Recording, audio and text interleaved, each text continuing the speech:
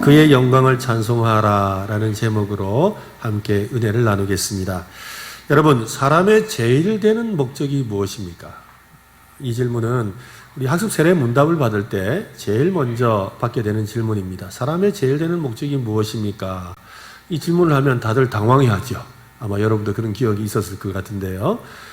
사람의 제일 되는 목적은 하나님을 기뻐하고 영원히 그를 찬송하는 것이지요. 하나님을 영화롭게 하고 영원히 그를 즐거워하는 것이다 라는 것이 그 답입니다.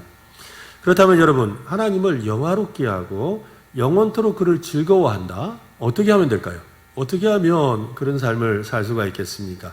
사람을 지은 그 첫 번째 목적인 하나님을 즐거워하고 영원토록 그를 찬송하는, 즐거워하는 이 일을 어떻게 할 수 있을까요? 그것은 바로 찬송이라는 것입니다. 찬송. 성경은 우리를 지은 목적이 하나님을 찬송하기 위해서라고 합니다. 이사야 43장 26절에 보면 이 백성은 나를 위하여 지었나니 나를 찬송하게 하려 합니다 라고 했습니다. 하나님이 누구신지를 알게 되고 하나님이 하신 일을 경험한 사람은 하나님을 찬양할 수밖에 없습니다. 하나님으로부터 받은 은혜를 우리가 찬양하지 않는 것이 더 이상하지요. 그래서 은혜를 받으면 찬송이 멈추지 않습니다. 언젠가 말씀을 드렸지요. 찬송이 내 입에 붙어 있다는 것은 내가 지금 은혜 가운데 있다는 증거예요. 그런데 찬송 좀 이제 그만 부르면 안 될까? 라는 마음이 든다는 건 내가 은혜가 식어지고 있다라는 증거일 수도 있습니다. 요한계시록 말씀을 한때 공부한 적이 있는데요. 요한계시록 말씀을 공부하면서 아주 인상 깊었던 그런 장면이 있습니다. 그 장면은 하나님의 그 보좌 앞에서 내 생물과 24장로와 각 나라와 백성과 방언과 족속에서 나온 14만 4천 명이 하나님과 어린 양 예수 그리스도를 찬양하는 모습입니다. 그들은 하나님을 찬양하는데 새 노래로 찬양했다고 합니다. 새로운 노래로 찬양을 했다는 것이지요. 그 새 노래는 하나님과 어린 양이신 예수님을 찬양하는 노래입니다. 계시록 14장 3절에 보면 이런 말씀이 있어요. 그들이 보좌 앞과 내 생물과 장로들 앞에서 새 노래를 부르니 땅에서 속량함을 받은 14만 4천 밖에는 능히 이 노래를 배울 자가 없더라. 이 노래를 배울 자가 없더라. 저는 이 구절이 굉장히 감동이 되었습니다. 이 구절을 읽으면서 벅찬 감동이 찾아왔어요. 왜 그러냐면 14만 4천 명 외에는 능히 노래를 배울 사람이 없다라고 하지요. 그 말은 아무나 하나님과 어린 양 예수 그리스도를 노래할 수 있는 것은 아니라는 말입니다. 세상에 많은 사람들이 모두 다 하나님을 찬양하고 어린 양 예수 그리스도를 찬양하는 것은 아닙니다. 하나님께서 주신 특권을 가진 사람들, 바로 오늘 저와 여러분이 찬양할 수 있는 자격이 있는 줄로 믿으시기 바랍니다. 찬양은 특권입니다. 하나님의 자녀가 된 거룩한 성도들에게 주신 특권입니다. 어떤 분이 말하기를 성도는 새 찬양을 금세 따라 부를 수 있는 사람이다 라고 했습니다.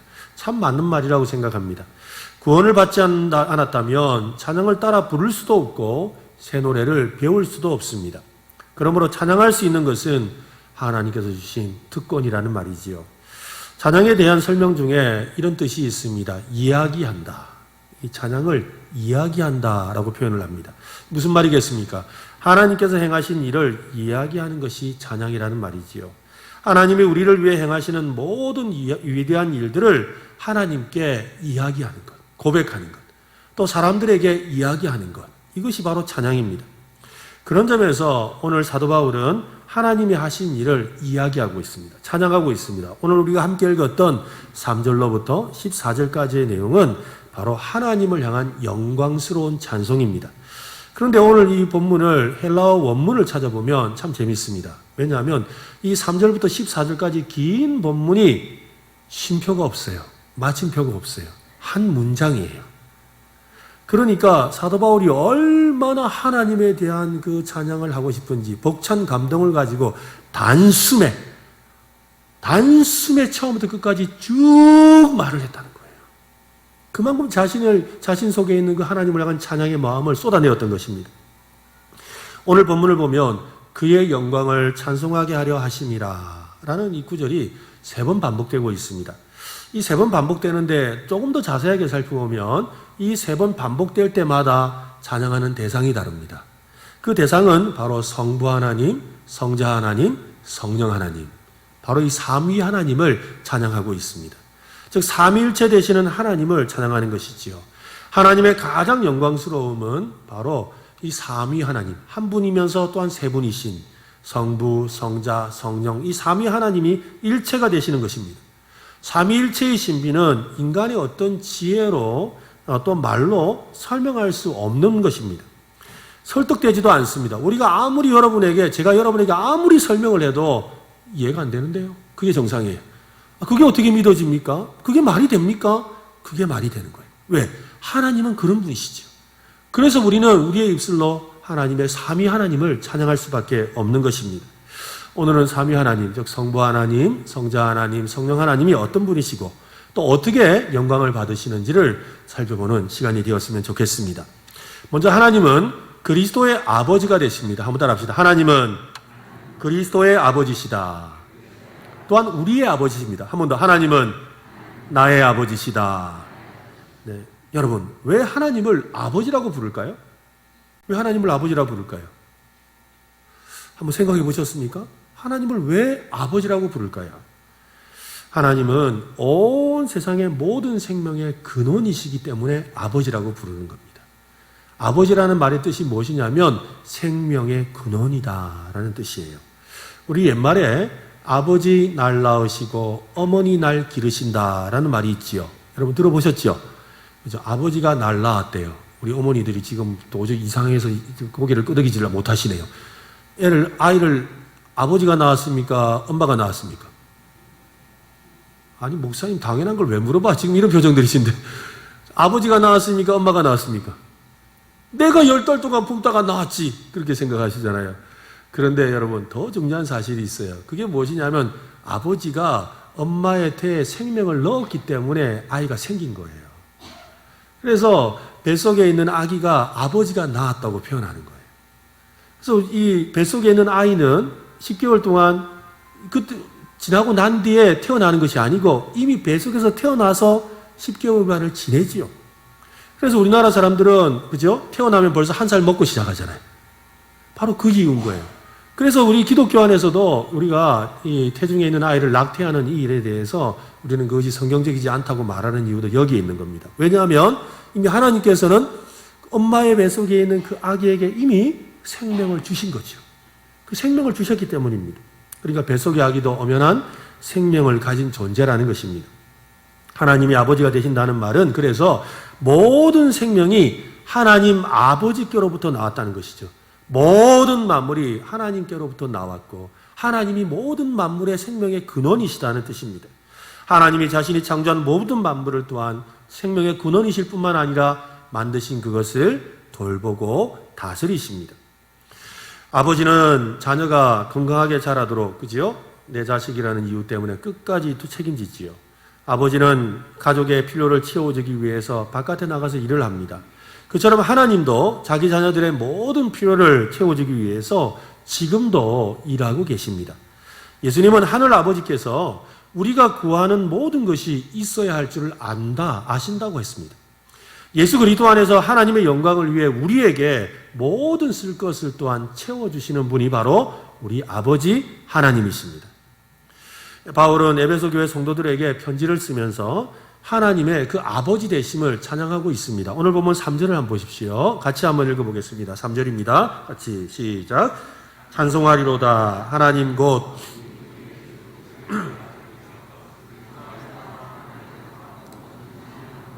우리에게 주시되.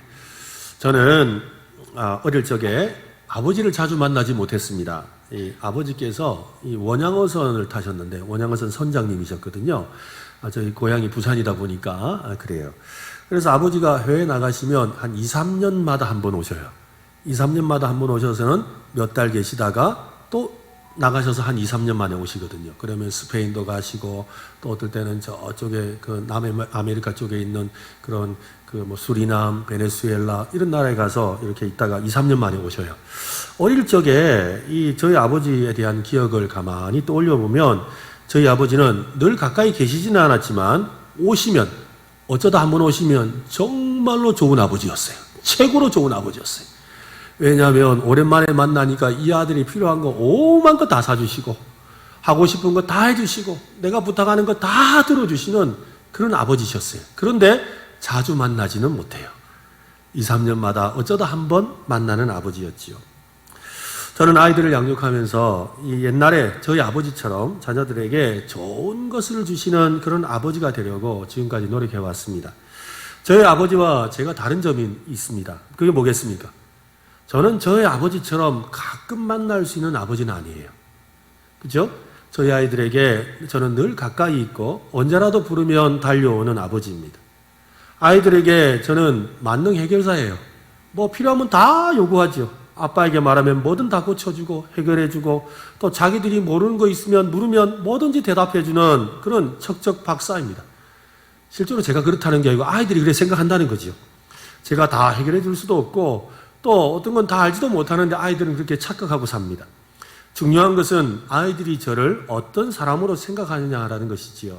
아이들에게 아빠는 모든 것을 알고 해결해주고 채워주는 사람이지요. 그처럼 하나님도 우리의 아버지가 되신다. 하나님이 우리의 아버지가 되신다라는 이 말은 하나님은 우리를 아시고 우리의 문제를 해결해 주시고 우리의 부족을 채워주신다는 뜻인 줄로 믿으시길 바랍니다. 바로 하나님은 그런 우리 아버지세요. 하나님은 언제나 우리와 함께 하시는 아버지십니다. 그러므로 우리는 하나님 아버지께 찬송과 경배를 드려야 되는 줄로 믿습니다. 육신의 아버지를 생각할 때 좋은 생각을 가지는 사람이 있는가 하면 또한 아버지에 대해서 좋지 못한 기억을 가진 사람이 있지요. 육신의 아버지에 대해서 좋지 못한 생각을 가진 사람은 하나님 아버지라고 부르면 자꾸 육신의 아버지가 투영이 되어서 그래서 하나님을 두려워하고 멀리하려는 그런 사람이 간혹 있습니다. 실제로 제가 목회 사역을 하면서 만난 어떤 분은 아버지에게 어릴 때 학대를 받고 또 아버지에 대해서 집에서 너무나 엉망으로 사시고 어머니를 괴롭히고 형제들을 힘들게 했던 그 기억을 가지고 있지요. 그래서 자기는 아버지에 대한 기억을 지우고 싶어 하는 분이셨어요. 아버지에 대해서 기억조차 하기도 싫어요 라고 말하는 분이에요. 심지어는 그래서 아버지라고 부르기도 싫어해요. 그래서 어느 날 하나님 아버지라고 불러야 된다고 했더니 아니 목사님 아니 하나님에 대해서 그거 말고 다른 것도 많잖아요 이러는 거예요. 아버지라 말도 안 해요. 그냥 아니 하나님에 대해서 그거 말고도 많잖아요. 뭐 전능하신 분, 사랑 많으신 분, 뭐 좋은 거 많은데 왜 아버지라고 자꾸 하라고 시켜요? 라고 그렇게 말씀하시더라고요. 왜냐하면 아버지라고 부르는 순간 자신의 육신의 아버지가 생각이 나니까 자꾸 그 아버지를 부르고 싶은 마음이 들지 않는다는 거지요. 여러분 참 안타까운 이야기입니다. 그런데 오늘 말씀은 아버지를 그죠? 아버지라고 부르기를 주저하는 사람이나 또 아버지에 대해서 좋은 기억을 가진 사람 모두에게 하나님은 아버지가 되신다고 합니다. 이 사실이 우리에게 큰 위로가 됩니다. 우리가 믿고 신뢰하는 예수님의 아버지라면 특별히 예수님의 아버지라고 표현하시거든요. 예수 그리스도의 아버지라고 오늘 말씀이 표현을 해요. 이 말은 무슨 말이냐면 내 아버지라고 생각하면 좀 그런데 내가 사랑하고 나를 위해 십자가에 죽으신 그 예수님의 아버지시라는 거예요. 그 예수님의 아버지시라면 야 좋은 분이겠구나. 정말 좋은 분이겠구나. 정말 사랑이 많으시겠구나. 정말 끝까지 돌보시는 분이겠구나 라고 생각할 수가 있다는 것이지요. 그래서 예수님의 그 아버지라면 육신의 아버지는 완전히 다른 분임을 확신할 수가 있습니다. 그래서 사도 바울이 이렇게 고백하는 겁니다. 3절 말씀을 우리 다시 한번 읽어봅시다. 같이 한번 더 시작.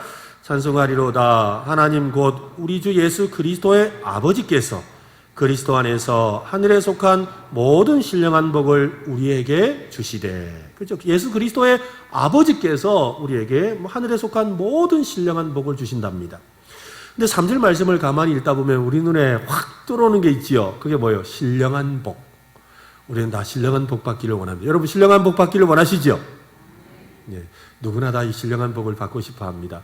그러다 보니까 진짜 중요한 걸 놓쳤어요. 그게 뭐냐면 바로 우리 주 예수 그리스도의 아버지라는 것입니다. 여러분 신령한 복을 누가 주세요?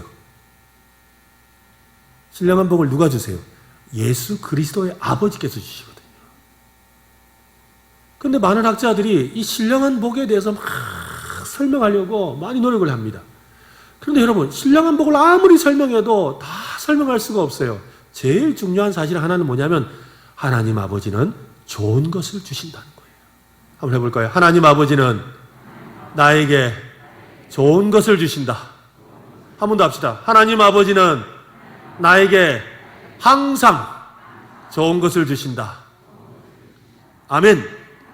여러분, 이것을 믿어야 되는 거예요. 예수 그리스도의 아버지, 나의 아버지 하나님은 우리에게 하늘에 속한 모든 신령한 복을 주시는 거예요. 여러분, 우리가 무엇이길래, 우리가 도대체 무엇을 했길래 우리에게 이런 은혜를 주십니까? 그분이 우리의 아버지가 되기로 작정하셨기 때문입니다. 우리의 해결사가 되시고 전능한 나의 아버지가 되시기를 작정하셨습니다. 하늘에 속한 모든 신령한 복은 그래서 우리의 것이지요. 요한복음 1장 12절 말씀을 보면 영접하는 자 곧 그 이름을 믿는 자들에게는 하나님의 자녀가 되는 권세를 주셨다라고 했습니다. 오늘 혹시 우리 가운데 아직까지 하나님을 아버지로 믿지 못하는 분이 있다면 오늘 예수님을 믿어서 하나님의 자녀가 되시기 바랍니다. 하나님의 자녀가 되는 그는 권세를 받으시기를 바랍니다. 하나님의 아버지 되심을 찬양하고 있는 사도 바울은 이어서 강조합니다.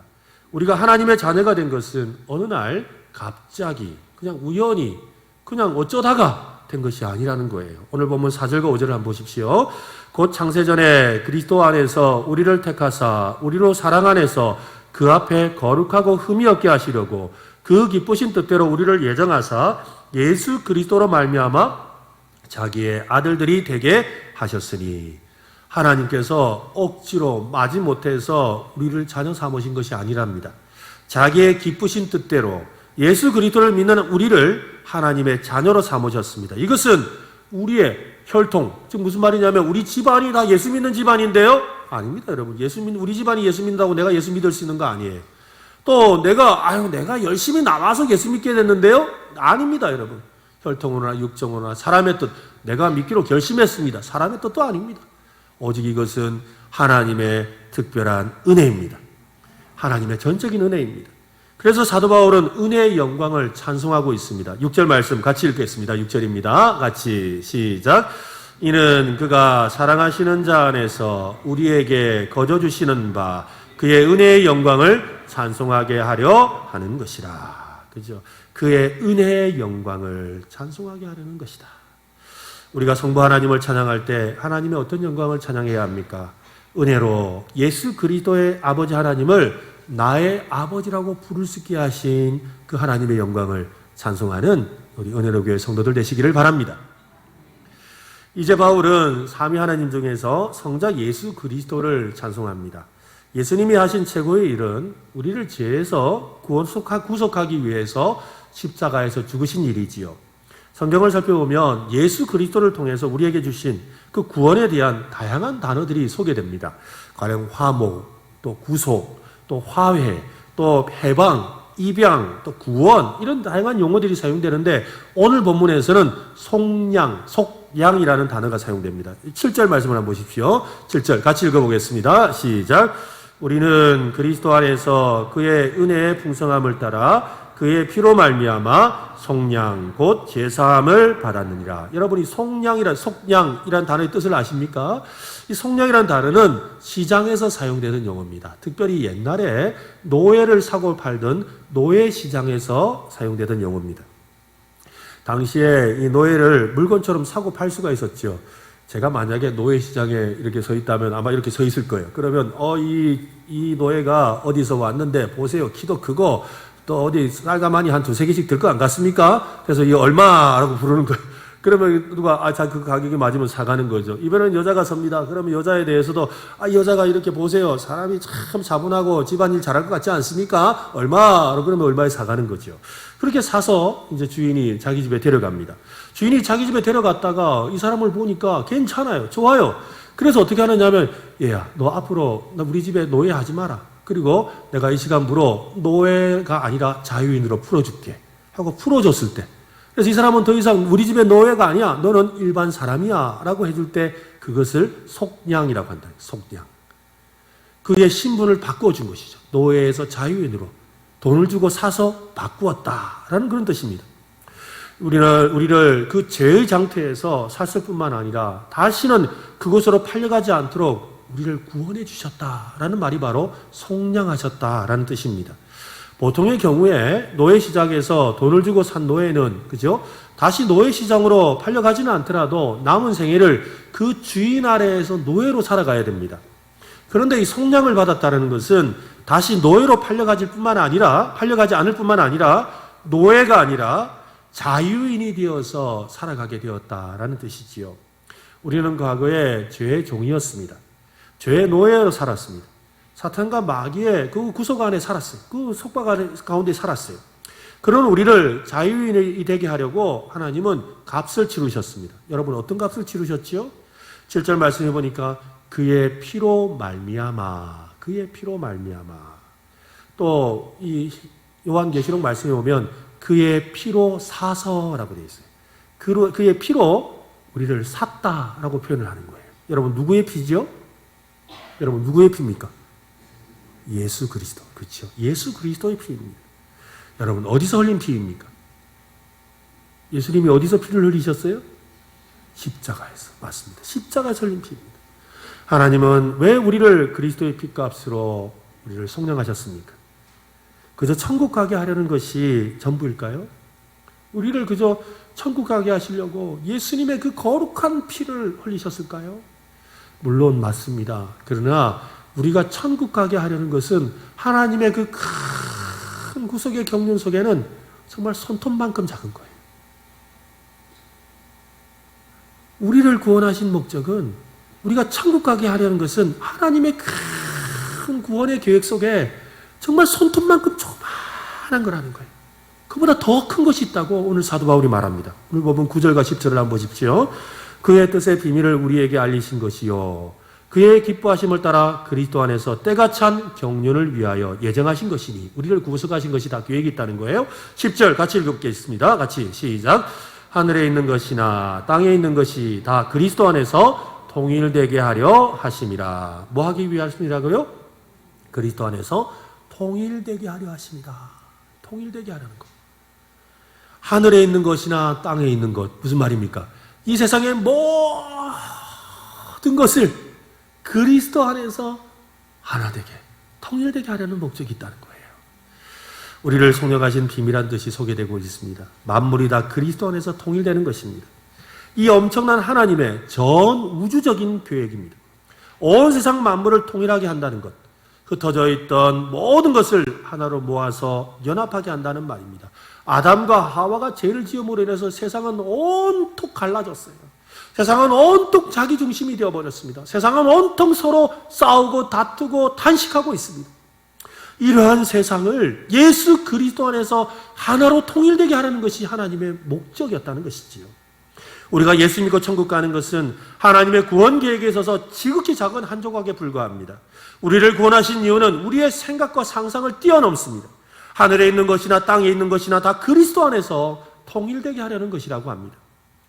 우리가 자주 노래하지요. 우리의 소원은 통일하고, 그죠? 이 소원은, 우리의 소원은 통일하고 노래하지만 정작 통일을 위해서 누구도 노력하지 않습니다. 또 누구도 통일을 원하지 않습니다. 지금까지 수많은 황제와 교황과 폭군들과 정치 지도자들이 세상을 정복해서 또 세상을 통일시키려고 노력하고 계획을 세웠지만 번번이 실패하고 말았습니다. 왜 그렇습니까? 누구도 원하지 않기 때문입니다. 누구도 통일되는 것을 원하지 않습니다. 종교적으로 종교 간의 대화를 통해서 모든 종교가 하나로 묶어보려는 종교다원주의 에큐메니칼 운동이 곳곳에서 일어납니다. 그래서 교회가 다 연합하려고 했지만 그러나 교회는 더욱 분열되고 있을 뿐입니다. 누구도 하나 되기를 원치 않는다는 거예요. 화합과 연합과 일치는 온 우주 만물을 향한 하나님의 비밀한 뜻과 경륜입니다. 연합과 일치는 사람이 할 수 있는 것이 아닙니다. 사람의 본성은 하나 되지 않으려고 합니다. 설사 하나가 된다 하더라도 그냥 너희들 다 죽어. 그리고 나 혼자야. 이 말이에요. 나 혼자 있으면 된다는 거예요. 하나 된다? 그건 내가 혼자 있으면 된다는 뜻이에요. 나와 당신이 하나가 된다는 뜻이 아니라는 거예요. 그래서 지금까지 사람들이 할 수 있다고 믿었지만 그들은 모두 실패했고 실패하고 있고 또 실패할 것입니다. 만물을 통일하는 것, 오직 예수 그리스도 안에서 가능하다는 걸 여러분 믿으시길 바랍니다. 그래서 에베소서 2장 14절은 이렇게 말씀합니다. 그는 우리의 화평이신지라 둘로 하나를 만드사 원수된 것 곧 중간에 막힌 담을 자기 육체로 허무시고. 오직 예수 그리스도만이 죄와 타락으로 인해 분열되고 무질서와 혼돈에 빠진 만물을 회복하고 통일시킬 수가 있습니다. 하나님은 예수 그리스도의 피로 사서 새로운 백성, 새로운 인류가 된 성도들에게 이 일을 맡기고 있는 것이지요.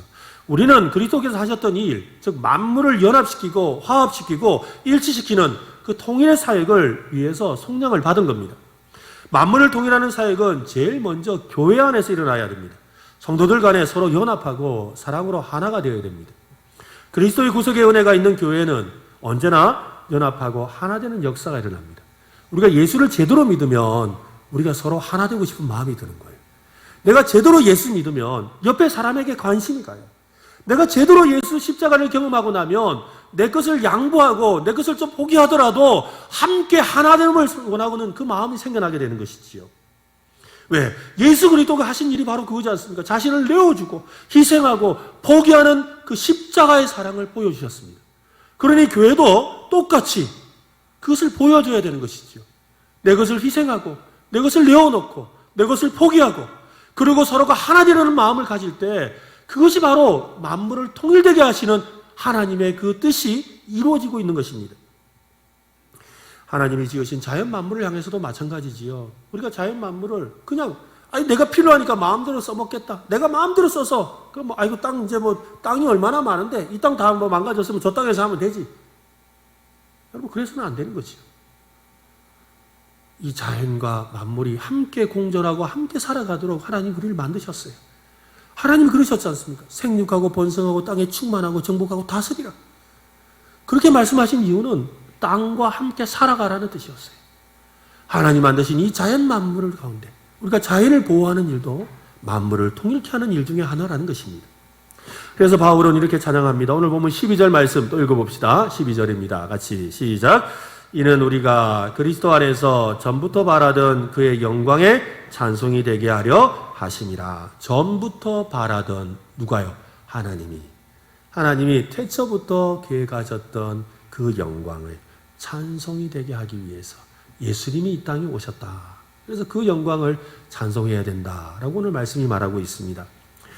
어떻게 우리가 해야 합니까? 만물을 통일되게 하려는 그리스도의 십자가의 사랑을 몸소 실천해야 합니다. 그리스도의 영광이 찬송이 되는 것은 입으로 드리는 찬송으로는 불가능합니다.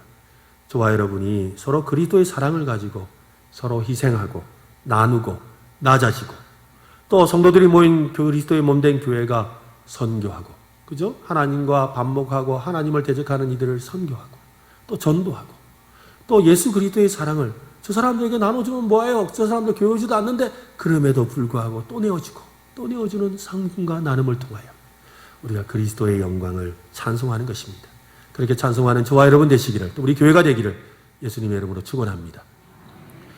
루 윌리스라는 사람 여러분 아십니까? 루 윌리스. 이 사람은 벤허라는 소설과 영화를 쓴 사람입니다. 벤허는 아시죠? 그죠? 벤허라는 영화는 아실 텐데요. 원래 처음에는 소설이었습니다. 이 배경은 예수님이 계시던 이 서기 26년쯤입니다. 로마 제국 시대의 유대인이었던 벤허는 예루살렘에 아주 제일 가는 그런 부자고 귀족이었습니다. 소설입니다, 소설. 어느 날 자신의 친구였던 로마 총독이었던 메살라라는 이 사람으로부터 누명을 쓰게 돼요. 그래서 한순간에 그렇게 부자고 귀족이었는데 재산을 다 몰수당하고 어머니와 노인은 감옥에 갇히고 자기는 노예로 팔려가게 돼요. 그래서 노예로 갔는데 어디로 가게 되느냐면 로마 군사들이 배를 타고 이렇게 전투하러 나갈 때 그 배 밑에서 노를 젓는 노예가 된 거예요. 근데 어느 날 노를 젓는 일을 하고 있는데 그 배가 해적선을 만났습니다. 해적선을 만나서 배가 파손당하고 그래서 죽을 지경에 이르렀지요. 그때 이 베너가 그때 당시 그 배에 타고 있던 로마의 집정관이었던 아리우스라는 사람을 그가 살려줍니다. 살려주고 도와주죠. 그래서 이 아리우스가 너무 고마워서 이 사람을 자기의 양아들로 삼게 됩니다.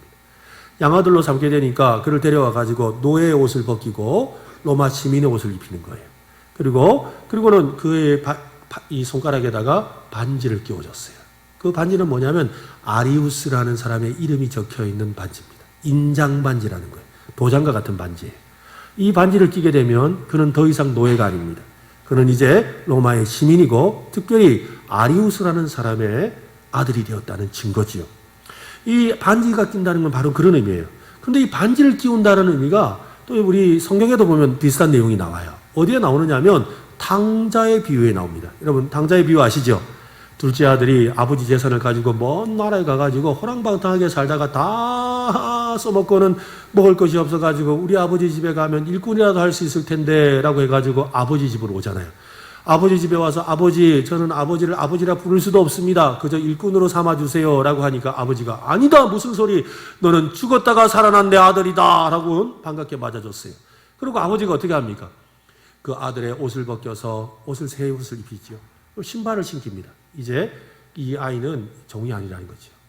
그리고 나서 아버지가 반지를 끼워요. 반지를. 아버지가 그 아들에게 반지를 끼워줘요. 무슨 말이에요? 너는 내 아들이다 라는 뜻이에요. 너는 내 아들이다.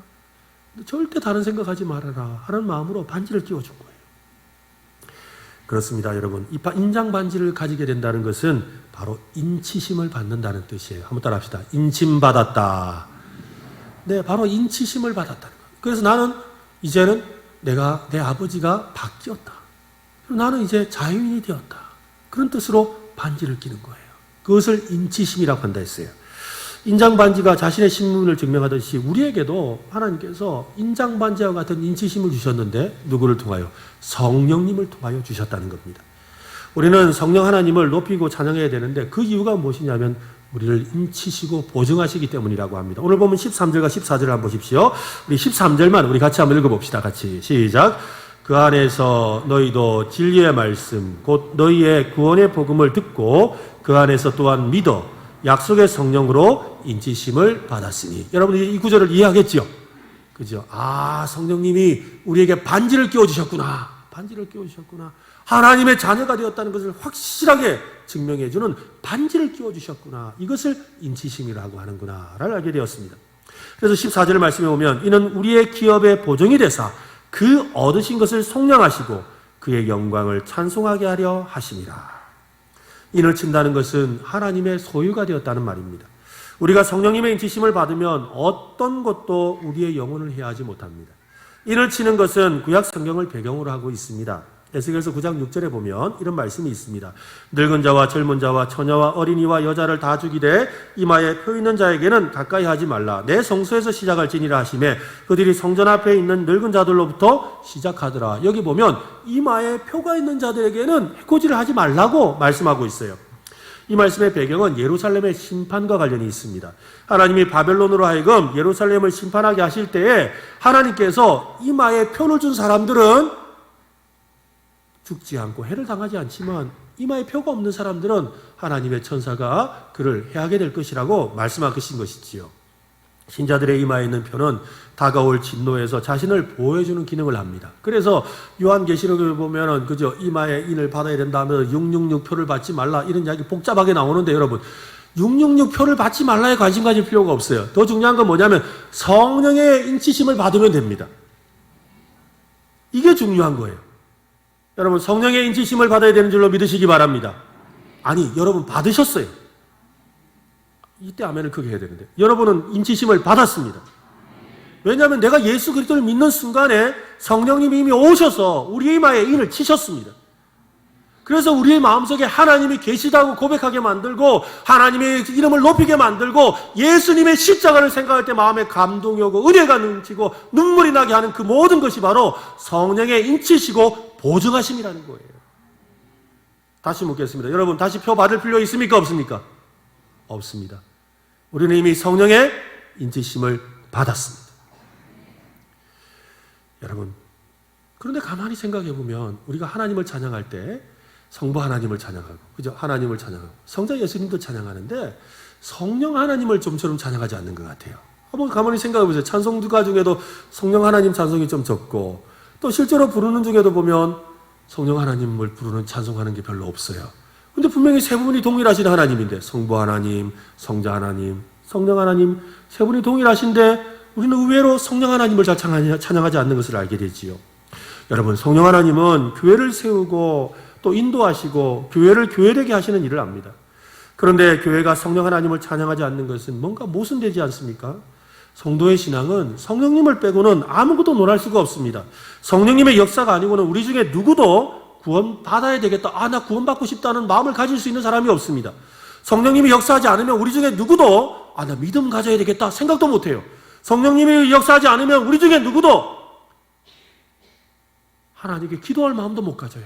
성령님이 역사하지 않으면 여러분 어떤 교회도 여러분 새 가족이 들어오지도 않고 부흥하지도 않습니다. 성령님이 역사하셔야 교회가 부흥하는 줄로 믿으시길 바랍니다. 그러므로 우리는 성령 하나님을 소리 높여 찬양하고 또 높여드려야 돼요. 여러분, 그러므로 성령 하나님을 또 힘차게 찬양하는 저와 여러분 되시기를 바랍니다. 여러분, 영광, 하나님께 영광이 된다라고 했는데 영광이라는 뜻이 뭘까요? 영광. 하나님의 영광. 이 영광이라는 말은 하나님의 그 가치와 아름다움과 위대하심과 온전하심을 나타낸다라는 뜻이에요. 그러니까 하나님께 영광을 드린다라는 말은 뭐냐면 하나님의 위대하심과 온전하심과 완전하심과 그 능력 많으심을 인정하고 나타내어 드러내어 드린다라는 뜻이에요. 이것을 영광이라고 표현하는 겁니다. 하나님은 영광이십니다. 영광의 하나님은 자신의 영광을 다른 사람에게 주기를 원치 않으십니다. 이사야 42장 8절에 나는 여호와이니 이는 내 이름이라. 나는 내 영광을 다른 자에게 내 찬송을 우상에게 주지 아니하리라. 하나님은 세상 만물을 자신의 영광을 선포하기 위해 창조하셨습니다. 그리고 지금도 성부 하나님과 성자 하나님과 성령 하나님의 영광을 찬양할 사람들을 부르고 계십니다. 그리고 우리의 입술과 삶을 통해 진정한 영광과 찬송을 드리기를 원하십니다. 우리 함께 오늘 이 영광을 드리는 저와 여러분 되기를 바랍니다. 이 말씀 같이 읽고 마치려고 하는데요. 로마서 11장 36절입니다. 같이 읽겠습니다. 시작. 이는 만물이 주에게서 나오고 주로 말미암고 주에게로 돌아갑니다. 그에게 영광이 세세에 있을지어다. 아멘.